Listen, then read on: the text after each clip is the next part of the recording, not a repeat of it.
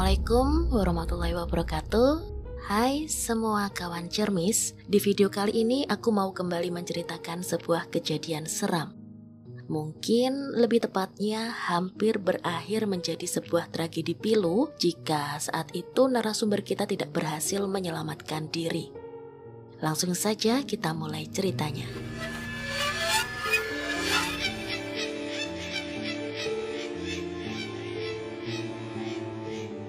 Hai, namaku Yanto. Di tahun 2006, aku masih seorang bocah laki-laki kecil yang masih duduk di bangku sekolah dasar. Ya, di tahun 2006. Walau telah lama berlalu, tapi kejadian di tahun itu masih sangat berbekas dan meninggalkan trauma bahkan hingga saat ini. Saat itu aku dan temanku Ian berencana pergi ke bendungan di dekat desa untuk berenang, bermain air, dan juga mencari ikan. Sehabis jam pulang sekolah, yang kebetulan saat itu jam pulang kami lebih pagi dari biasanya karena bertepatan dengan ujian semester. Kami berangkat menuju bendungan dengan penuh semangat. Yang ada di pikiran kita saat itu hanyalah bisa bermain air sepuasnya dan membawa pulang banyak ikan. Kami berjalan melewati sawah yang ada di timur desa tempatku tinggal. Tidak lama berjalan, kami tiba di ladang melon yang baru saja dipanen. Inisiatif sebagai bocah dong, akhirnya aku mengajak Ian untuk mencari sisa melon yang tidak ikut terpanen. Dia pun setuju-setuju saja. Setelah mencari, 6 buah melon dengan ukuran sedang pun kami dapatkan. Dalam hati, lumayan bisa jadi bekal makan siang setelah capek main air di bendungan nanti. Kami pun melanjutkan berjalan. Tak berapa lama, aku dan Ian sampai juga di bendungan. Tepat saat azan zuhur berkumandang. Sambil menunggu azan, kami memutuskan untuk menikmati sebagian melon yang tadi kami dapat di ladang. Ketika azan zuhur tidak lagi terdengar, kami selesaikan juga urusan memakan melonnya dan mulai untuk bermain air. Kami memilih spot yang tidak jauh dari pintu bendungan.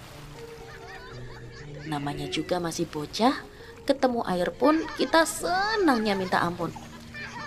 Seingatku, tidak lama, mungkin 10 menit kemudian, kita berdua melihat sebuah plastik hitam yang mengambang tidak jauh dari tempat kami bermain air.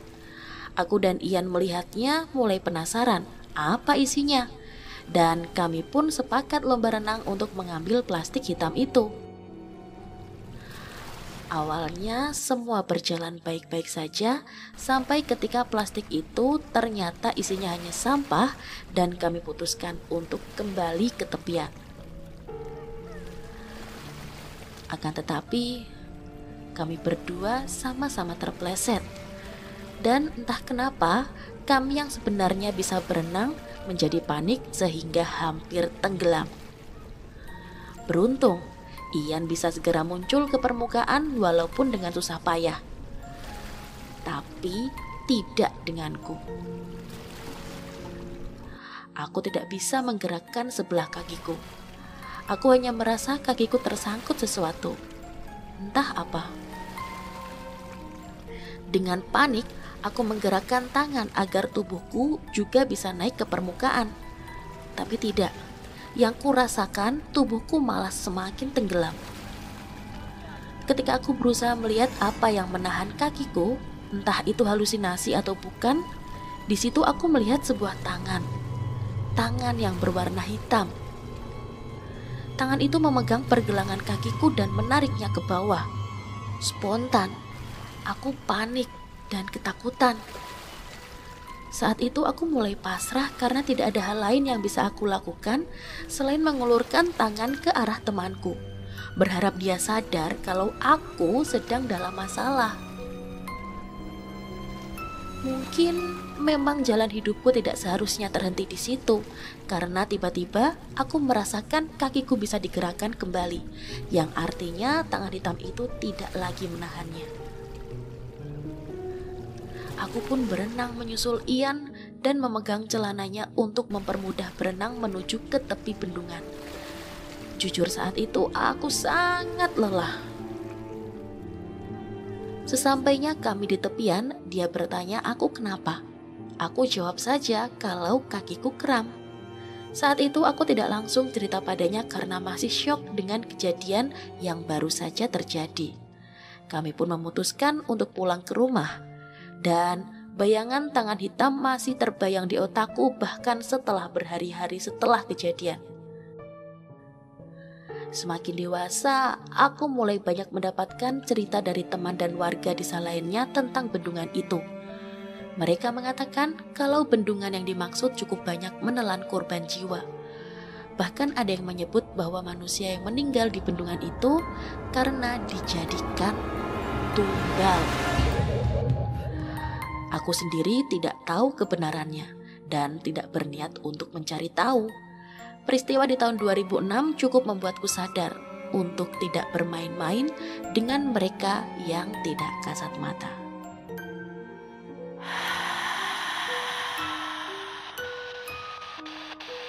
Kalau kamu punya cerita seram atau pengalaman horor dan ingin diceritakan di sini, kirimkan ceritamu di email cermisnurfm@gmail.com atau hubungi WhatsApp Radio Nur FM yang ada di deskripsi.